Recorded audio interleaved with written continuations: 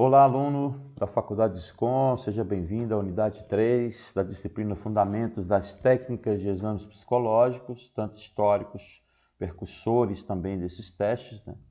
E hoje, nesta unidade 3, nós abordaremos estatística fundamental e entrevista psicológica, a integração entre ciência e prática clínica, né? Então, a psicologia, enquanto ciência e profissão, caminha sobre dois pilares fundamentais: a compreensão subjetiva do ser humano e a objetividade dos dados que sustentam intervenções e diagnósticos. Então, nesse cenário, tanto a estatística fundamental quanto a entrevista psicológica ocupam papéis essenciais e complementares no processo clínico.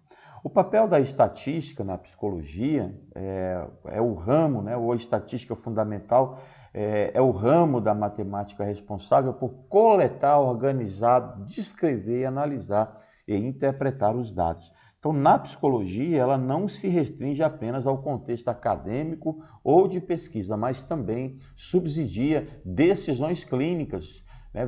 Valida instrumentos de avaliação e permite compreender padrões de comportamentos, né? Ou padrões comportamentais. Então, por meio dessas medidas de tendência central, ou seja, a média, a mediana, a moda, né? São a dispersão, o desvio, padrão, variância e correlações, o psicólogo pode interpretar resultados de testes, avaliar a eficácia de intervenções e embasar, né, na verdade, relatórios com maior precisão. Além disso, a estatística inferencial, ou seja, a estatística de dedução permite que os profissionais façam generalizações cuidadosas a partir de amostras com base em margens de erro e significância estatística. A entrevista psicológica, como técnica de escuta e avaliação, por sua vez, é uma técnica central na clínica, sendo o principal instrumento de coleta de informações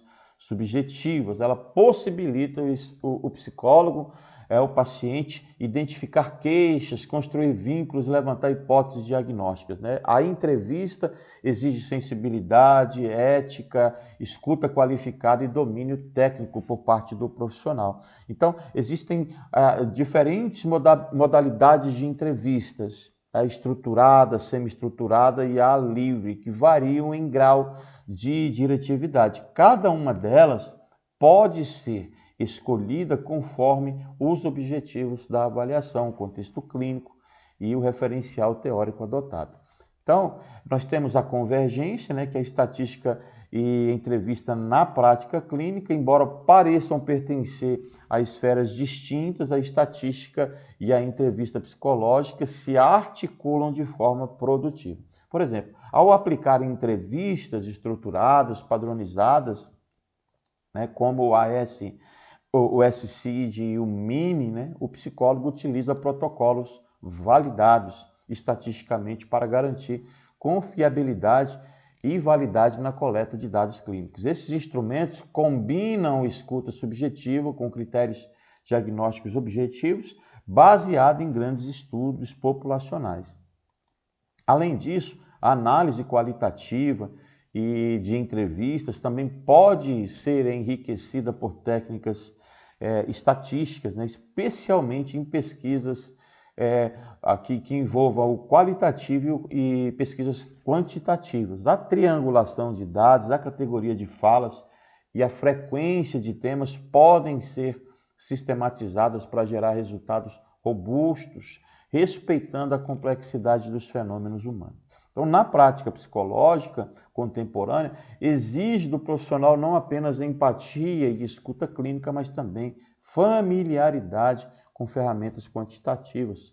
A estatística fundamental, quando bem compreendida, não se opõe à subjetividade da entrevista, mas a fortalece como um instrumento científico. Desta forma, o psicólogo se torna capaz de integrar dados objetivos e escuta sensível, promovendo intervenções éticas, eficazes e fundamentadas na melhor evidência possível. Vamos falar um pouquinho sobre a entrevista psicológica, né? Sua definição, seus tipos, seus objetivos e também suas técnicas.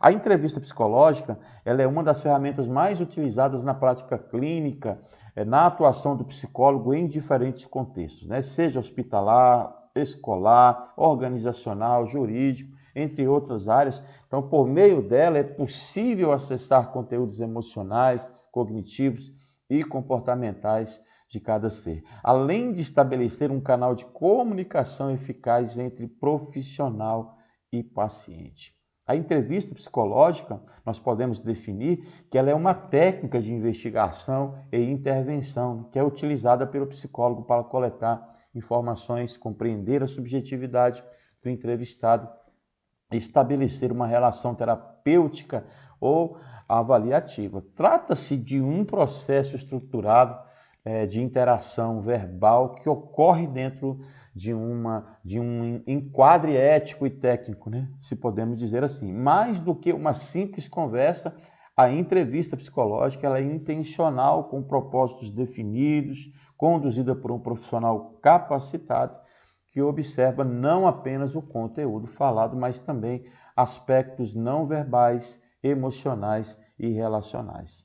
Então, ainda falaremos sobre alguns tipos de entrevista nesta unidade, né? Entrevista psicológica, né? Os tipos de entrevista que variam conforme o grau de estruturação e os objetivos do atendimento. A entrevista estruturada, que segue um roteiro fixo de perguntas previamente estabelecidas, o indicado em contextos que exigem padronização e comparabilidade, né, como em pesquisas ou avaliações diagnósticas.